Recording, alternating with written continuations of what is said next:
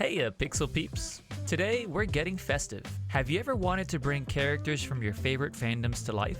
Ever thought to hang out with peeps from Pokémon, Animal Crossing, or Terraria? Well, now you can! We've been making different themed ornaments on our live streams, and I thought I'd make a quick guide to your different approaches and options when it comes to planning, ironing, and hanging your ornaments. We're assuming you already know the basics of Perler Beads or other fuse beads, but if you want to get a more in-depth tutorial and introduction, please feel free to check out any of these videos to help you get started. We'll be looking at 3 things to consider today. First, the outline style. Are you using a black outline, or are you using the colors of the design to round it out? Also, will you be adding an ornament topper or not?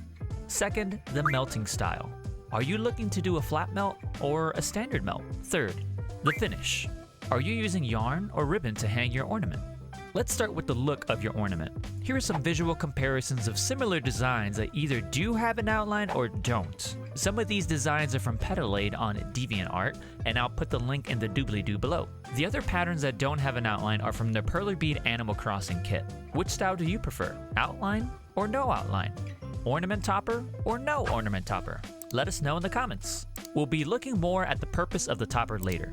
Now let's take a look at the melting style. Some folks prefer a flat melt while others like the opened bead look. Personally, I'm kind of stuck in between. Sometimes I like how they come out super melted, and sometimes I like their more pixelated look. I have a little hack to share with you if you're like me in that regard and want to get the best of both worlds. This works best for patterns that are symmetrical, and you'll see why in a bit. Get a fresh piece of ironing or parchment paper, set your iron to medium-high heat, and do a flat melt on one side.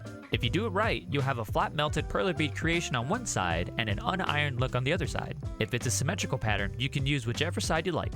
Be careful not to melt it too much or stay on one bit for too long, or you'll be stuck with a creation that will only look great as a flat melt. As you can see here, when the beads get super melted, it vertically shrinks them and they start to pop out on the other side. If the rest of the creation is lopsided, it might or might not look okay by your standards. I plan on making a 5 tips to get a perfect flat melt every time video, so keep your eyes peeled for that one in the future.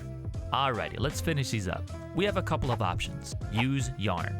This is pretty simple. If you decide to go with a flat melt, punch a hole through with your tweezers until it's large enough to shove some yarn through. The flatter the melt, the harder it will be to do this, so just be careful not to poke yourself through on the other side like I did. Another option is to tie it all together with ribbon.